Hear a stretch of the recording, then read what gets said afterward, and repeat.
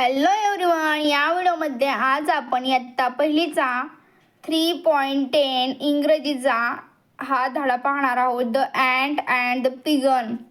Ant म्हणजे काय तर मुंगी, पिगन म्हणजे काय तर कबूतर. ही एक गोष्ट आहे ती आज आपण पाहणार आहोत.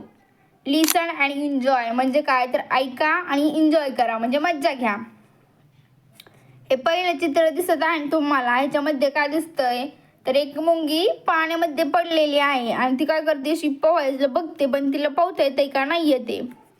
मग काय इथं होते ते वाचूया आपण. One day ant fell into a pond. Pond म्हणजे काय तर पाण्याचं जे डबकं असतं ना त्याला म्हणलं जातं पॉन्ड, तलाव. ठीक आहे. इट कुड नॉट कम आउट. एक दिवशी काय होतं, एक मुंगी पाण्यामध्ये पडती, तलावामध्ये म्हणजे डबक्यात पडतीये का पाण्याच्या, तिला बाहेर येता येत नाही. मग पुढं काय होतं, दुसऱ्या चित्रामध्ये एक कबूतर. ह्या चित्रामध्ये काय दिसतंय, एक कबूतर मुंगीला काय करते पाहतंय. A pigeon sitting on a tree saw it. कबूतर काय होत असतं, तिथं एका झाडावर बसलेलं असतं. ते मुंगीला पाहतं, अरे यार एक मुंगी पाण्यामध्ये पडलेली आहे.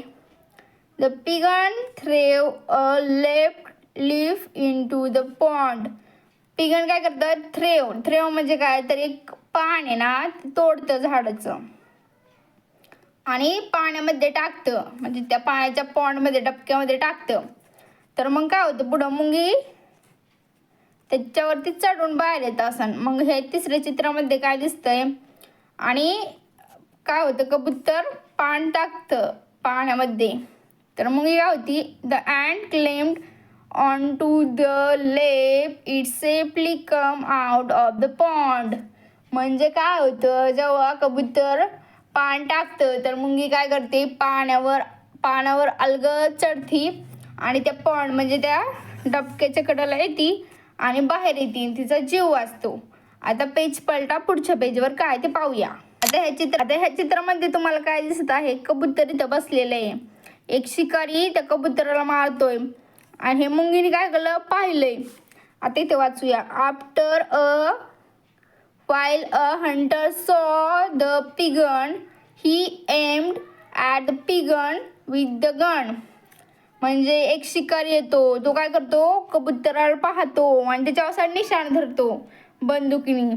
आणि जेव्हा तो निशाणा मारून ठोया दिशी मारेल ना तर कबूतर मरून जाईल आणि शिकारी त्याला घेऊन जाईल. पण हे मुंगीने काय केलेलं असतं, पाहिलेलं असतं.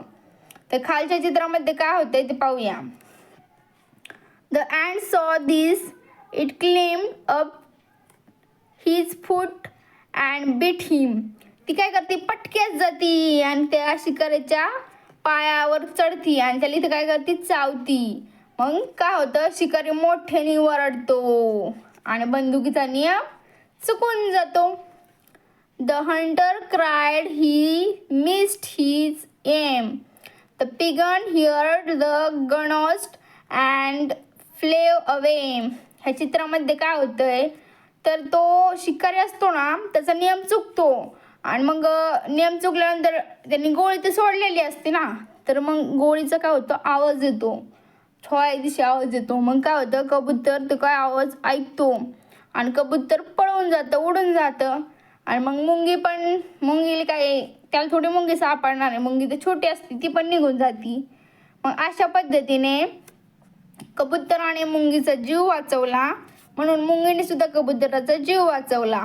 याचा अर्थ काय, आपण जर एखाद्याची मदत केली तर तो पण कधी ना कधी आपली मदत करतो, असं या गोष्टीचं तात्पर्य आहे. ही गोष्ट एकदम छान आहे का नाही, तुम्हाला आवडलीच असेल. तेच ही गोष्ट संपलेली आहे. आपण पुढचा चॅप्टर पुढच्या व्हिडिओमध्ये पाहू. थँक्यू.